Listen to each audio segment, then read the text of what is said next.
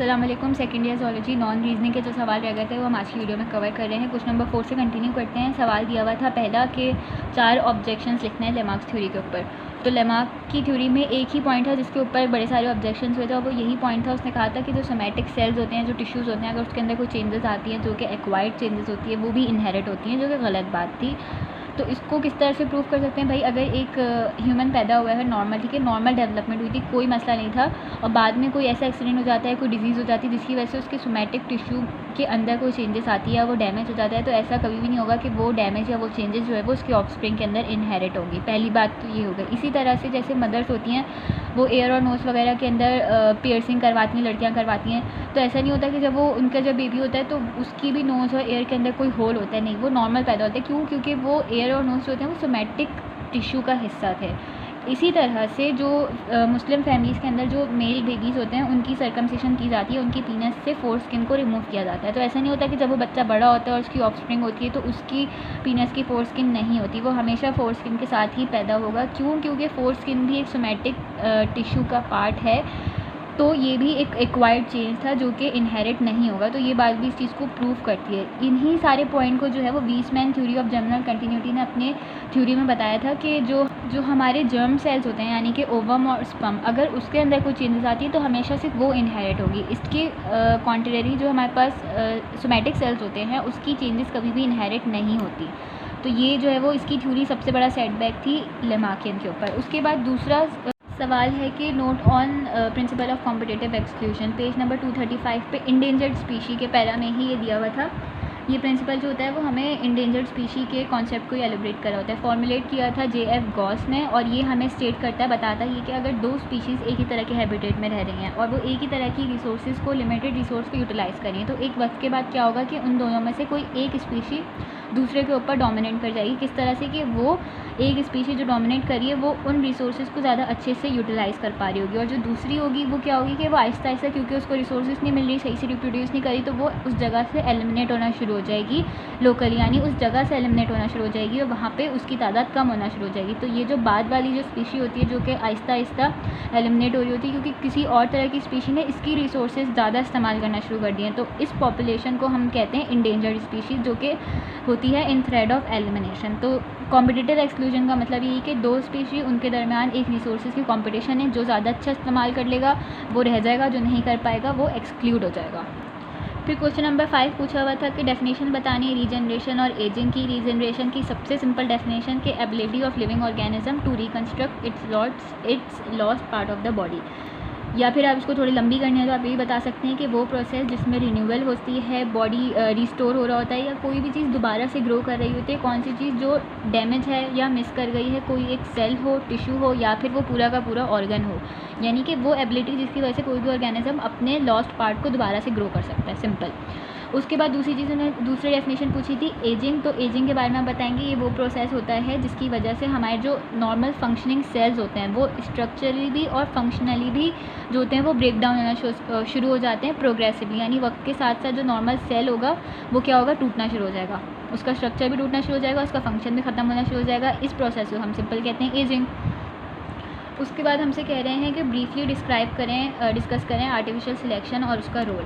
पहले हम बता देंगे कि आर्टिफिशियल सिलेक्शन होती क्या है। इसमें हम कर क्या रहे होते हैं कि कुछ इस तरह के डोमेस्टिक प्लांट्स और एनिमल्स होते हैं, ठीक है, प्लांट्स को आपस में और एनिमल्स को आपस में डिफरेंट, हम क्या कराते हैं, क्रॉस ब्रीडिंग करवाते हैं। उसकी मदद से क्यों करवा रहे होते हैं? क्योंकि हमें उन कुछ प्लांट्स और एनिमल्स की कुछ स्पेसिफिक फीचर्स होती हैं जो हमें प्रोड्यूस करवानी होती हैं, उस पॉपुलेशन में इंक्रीज़ करवानी होती हैं, तो उसको हम कहते हैं आर्टिफिशियल सिलेक्शन।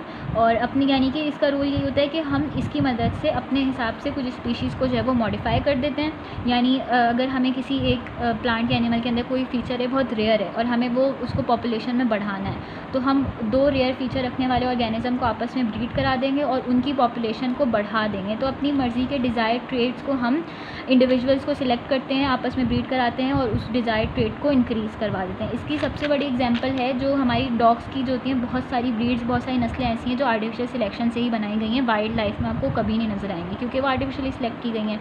इसका सबसे बड़ा रोल होता है कि ये हमें एक एविडेंस प्रोवाइड करता है कि एवोल्यूशन हुई है, यानी कि अगर आर्टिफिशियली हम इंटरब्रीड करा के इस तरह की स्पीशीज़ बना सकते हैं तो नेचर ने तो फिर बहुत ही सालों में जो है वो बहुत सारी जो है वो इस तरह की ट्रेड्स को जो है वो इवॉल्व किया होगा और कुछ को डिग्रेड किया होगा। उसके बाद क्वेश्चन नंबर 6 है कि डिफरेंशिएट करके बताएं रीन्यूएबल और नॉन रीन्यूएबल रिसोर्सेज के बारे में। 3 पॉइंट्स बना लेते हैं, उसी में डिफरेंशिएट कर देंगे। पहला बता देंगे कि ये इस तरह की रिसोर्सेज होती हैं जिसको हम अगर हम एक दफ़ा यूज़ कर लें तो हम उसको दोबारा भी यूज़ कर सकते हैं, अगर हम उसको दोबारा से रिप्लेनिश कर लें किसी फिजियोलॉजिकल या बायोलॉजिकल मीन्स के ज़रिए से। लेकिन जो नॉन रिन्यूएबल होती हैं अगर एक दफ़ा यूटिलाइज़ हो गई और ख़त्म हो गई तो फिर वो दोबारा से यूज़ नहीं हो सकती, सिंपल।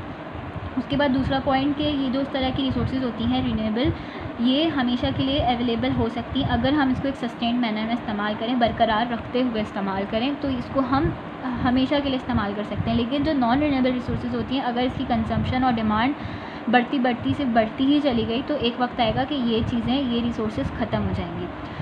तो रीन्यूएबल की एग्जांपल में हमारे पास आ जाता है air, water, soil, wild life, forest हो गया, एग्रीकल्चर प्रोडक्ट्स हो गया जैसे फ़िश और लिवर, ये सारी चीज़ें हम दोबारा से रिप्लेनिश कर सकते हैं बायोलॉजिकली या फिज़िकली। लेकिन जैसे फॉसिल फ्यूल्स हैं, हमारे पास ऑयल है, कोल है, नेचुरल गैस है, एक वक्त के बाद ये चीज़ें जो है वो ख़त्म हो जाएंगी अगर बहुत ज़्यादा इस्तेमाल करेंगे। मेटल्स हो गए, इंडस्ट्रियल मटीरियल्स हो गए। सही, ये 3 पॉइंट्स में डिफ्रेंशिएट हो गया। उसके बाद अगला सवाल है, फिर उन्होंने और करके हमसे पूछा हुआ था कि डिस्क्राइब जीन सीक्वेंसिंग। तो हम पहले बताएंगे जीन सीक्वेंसिंग क्या है। सिंपली जो हमारे पास जीन, हमें पता है जो डीएनए होता है, यानी जो जीन्स होती हैं, डीएनए मॉलिक्यूल, उसके अंदर जो होती है बैकबोन होती है और न्यूक्लियोटाइड लगे हुए होते हैं, डिफरेंट बेस होते हैं, ठीक है। उनके एक पर्टिकुलर सीक्वेंस होता है, तो उस सीक्वेंस को निकालने का जो तरीका होता है उसको जीन सीक्वेंसिंग कहते हैं। यानी अगर हमें पता चल जाए कि बेस पेयर जो होते हैं वो किस सीक्वेंस में लगी हुई है, पहले कौन सा है बाद में कौन सा है, और उनकी पर्टिकुलर पूरी सीक्वेंस क्या है एक डीएनए मॉलिक्यूल्स के अंदर, जीन के अंदर, तो इसकी मदद से हम बहुत सारे काम कर सकते हैं। ये जीन सीक्वेंसिंग जो होती है वो किसने डेवलप की थी? फ्रेडरिक सेंजर ने, ठीक है। हमें पता है जब प्रोटीन सिंथेसाइज होते हैं तो वो डीएनए की पर्टिकुलर सीक्वेंस होती है, ठीक है, उसी की कॉपी बनती है, फिर वो राइबोसोम में जाते हैं और वहाँ से अमाइनो पॉलीपेप्टाइड चेन की शक्ल में प्रोटीन्स बनते हैं। तो अगर हम न्यूक्लियोटाइड सीक्वेंस निकाल सकते हैं तो इसका मतलब है कि हम यही न्यूक्लियोटाइड सीक्वेंस जो होती हैं वो अमाइनो पॉलीपेप्टाइड चेन बना रही होती हैं, जिसके अंदर अमाइनो एसिड की भी एक पर्टिकुलर सीक्वेंस होती है जो बिल्कुल इसके हिसाब से होती है। तो अगर हम ये वाली सीक्वेंस निकाल सकते हैं तो यानी कि हम अमाइनो एसिड सीक्वेंस भी निकाल सकते हैं किसी भी पॉलीपेप्टाइड चेन की। ये हो गया, ठीक है, इसका फ़ायदा। और फिर दूसरा बता देंगे हम कि बहुत सारे डिफरेंट जो है वो डीएनए सैंपल निकाल सकते हैं, डिफरेंट सीक्वेंसेस निकाल सकते हैं, उनको आपस में हम उनकी सिमिलैरिटीज़ निकाल के देख सकते हैं एक ऑर्गेनिज्म की दूसरे ऑर्गेनिज्म के साथ, और आपस में उनको कंपेयर करके हम क्लासीफाई भी कर सकते हैं। अगर सिमिलैरिटीज़ हो सकती हैं तो हम ये भी बता सकते हैं कौन सा किससे इवॉल्व हुआ है, यानी इवोल्यूशनरी रिलेशनशिप भी हम निकाल सकते हैं और क्लासीफाई भी कर सकते हैं ऑर्गेनिज्म को ऑन दिस बेसिस। उसके बाद तीसरा पॉइंट बता देंगे, हमें पता है कि डीएनए के अंदर जब प्रोटीन सिंथेसिस होती है तो डिफरेंट जो होती है लोकेशंस होती हैं उसकी, ठीक है, जैसे कुछ रिस्ट्रिक्टेड साइट्स होती हैं उसकी लोकेशन निकाल सकते हैं। फिर हमारे पास कुछ शॉर्ट सेगमेंट्स होते हैं जिनको कंट्रोल सेंटर्स कहते हैं, जिसपे जो कि इन्हेंसर भी हो सकते हैं, प्रोमोटर्स भी हो सकते हैं, उसकी लोकेशन भी हम इस मेथड के ज़रिए निकाल सकते हैं। तो ये मेरे ख्याल से इनफ है शॉर्ट के लिए। यहाँ पे आके हमारा नॉन रीजनिंग ज़ूलॉजी का पार्ट कंप्लीट हो जाता है सेकेंड ईयर का। यहाँ तक कोई भी सवाल हो, कोई भी कन्फ्यूजन हो, कोई और सजेशन हो, कोई और सवाल सॉल्व कराना हो मॉडल पेपर के अलावा, तो आप हमें कमेंट करके बता सकते हैं। कोई मसला हो यहाँ तक तो कमेंट करके बताइएगा। चैनल को सब्सक्राइब कर दीजिए, अपने फ्रेंड्स के साथ शेयर कीजिए। Thank you.